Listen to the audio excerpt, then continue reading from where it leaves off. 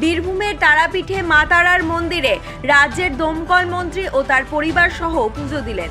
সোমবার রাত্রে তারাপীঠের একটি বেসরকারি লজে এসে পৌঁছান মন্ত্রী ও তার পরিবারের সদস্যরা। রাত্রিভোজের পর মঙ্গলবার সকালে মা তারার মন্দিরে সুসজ্জিত পুজোর ডালি নিয়ে গর্ভগৃহে প্রবেশ করেন। দীর্ঘ সময় ধরে পুজো দেওয়ার পর মন্দির চত্বর থেকে বেরিয়ে আসেন তারা। মন্ত্রী জানান, মা তারার আশীর্বাদ নিতে এসেছি। এই মন্দিরের প্রতি আমার অগাধ শ্রদ্ধা। মায়ের কৃপায় আমি এবং আমার পরিবার সব সময় ভালো থাকি। তারাপীঠ মন্দির চত্বরে মন্ত্রীর উপস্থিতিকে ঘিরে স্থানীয় ভক্তদের মধ্যে উন্মাদনা লক্ষ্য করা যায়। অনেকেই তার সঙ্গে ছবি তুলতে চান এবং শুভেচ্ছা বিনিময় করেন।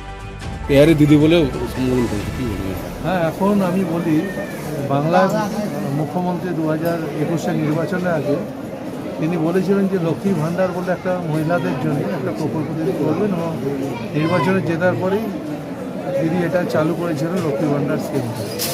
এবং লক্ষ্মী ভাণ্ডার স্কিম চালুর ফলে যে মহিলারা উপকার শুধু হচ্ছে না, প্রচুর বেনিফিটেড মহিলারা হচ্ছে।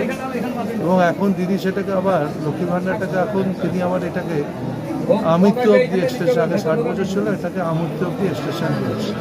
এই মডেলেই আজকে দেখবেন সেই ঝাড়খণ্ড বলুন কি মহারাষ্ট্র বলুন কি দিল্লি বলুন, সবাই এখন কেউ অন্য নামে এগুলো এই মহিলাদের এই ব্যাপারটাকে এখন সবাই করতে চলেছে। আমি মনে করি মমতা ব্যানার্জির দৃষ্টিভঙ্গি, মমতা ব্যানার্জির ভাবনা, এটা সারা দেশের সবার আগে দিদি এটা পথ দেখিয়েছে।